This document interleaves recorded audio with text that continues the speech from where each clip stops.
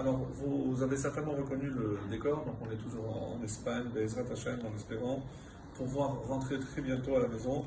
Alors, on va faire des halachot de Ilchot Teshuvah de Rambam, et une qui est assez importante, on va essayer de faire deux aujourd'hui. Donc on est au chapitre 3, et c'est la halacha Dalet, la halacha 4. Afalpi shetekiyat shofar de Rosh Hashanah gezerat hakatuv, bien que l'on sache que l'obligation de sonner le shofar est une obligation qui n'a pas d'explication, ce qu'on appelle gezerah, c'est-à-dire c'est un décret irrationnel, la Torah n'a pas donné de raison, mais comme je l'avais déjà souligné, Rabbi Saadia Gaon va donner 10 raisons au fait que l'on sonne le shofar. Donc c'est intéressant de voir quelles sont ces 10 raisons, et bien entendu on ne pourra pas dire qu'il y a une plus importante que l'autre, mais les 10 sont forcément connectés, ils sont reliés. Donc Rambam nous dit Remesh Yeshbo, il y a quand même un remez, il y a une allusion. Donc quelle est l'allusion dans ce contenu, dans cette obligation? En Yeshanim Mishenatrem, réveillez-vous de votre sommeil, venir damim hakitsun mitardematrem, et les somnolents, réveillez-vous de votre somnolence. Et pourquoi faire? Donc que représente ce sommeil? Et Rambam d'expliquer Chipsu bemasehem, scrutez vos actes, vechizru bichuva, et faites teshuva, c'est-à-dire lorsque vous aurez vu que vous n'avez pas fait assez bien certaines choses, donc il y a une obligation de faire teshuva, c'est-à-dire améliorer ses actes.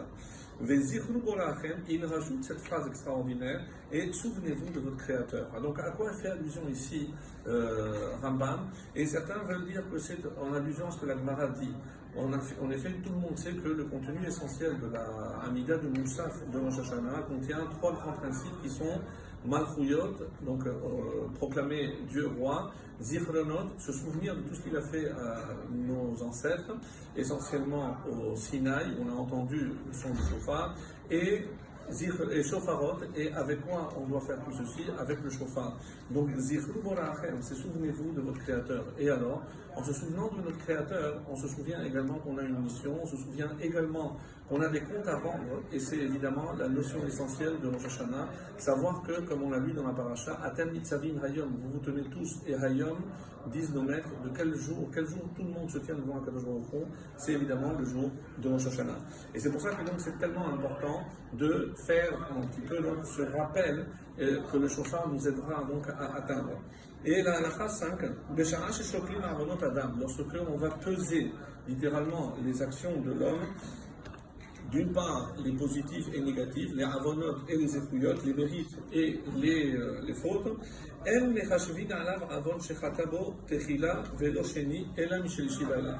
et c'est extraordinaire, c'est-à-dire que Dieu ne compte pas la première fois qu'on fait une faute, Dieu ne la compte pas. La deuxième non plus. C'est à partir de la troisième.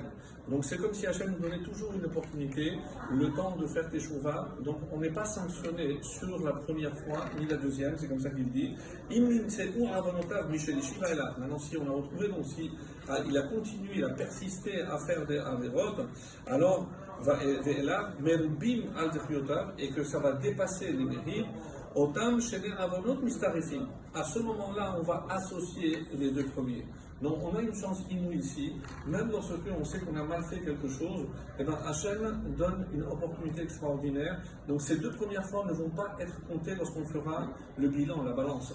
Quand est-ce que Hachem va les compter? Si jamais on n'a pas rattrapé le coup à partir de la troisième, alors on va associer les 2 autres. Et je termine en disant que le shofar nous rappelle aussi autre chose. Le shofar nous rappelle que la grandeur de l'homme, comme c'est rapporté dans Avot de Rabbi Nathan, on dit que l'homme contient le monde entier. C'est-à-dire que l'homme contient un potentiel comme la terre. Et pourquoi on compare l'homme, Adama? C'est parce que la terre, elle est fertile. La terre peut donner beaucoup de choses.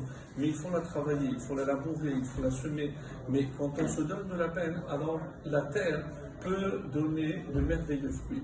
Et bien peut-être que l'homme aussi contient tout ce potentiel, donc qui somnole, peut-être l'allusion dont parlait ici Rambam, c'est ce potentiel somnole en l'homme. Donc si on sait l'exploiter, alors non seulement l'homme sera le représentant de Dieu et de la terre, mais c'est que finalement on comprend pourquoi Hachem a créé l'homme à partir de la terre, pour qu'il apprenne non seulement l'humilité, parce que c'est la terre, c'est le niveau le plus bas, mais surtout pour qu'il apprenne la grandeur que Dieu a conférée à l'homme.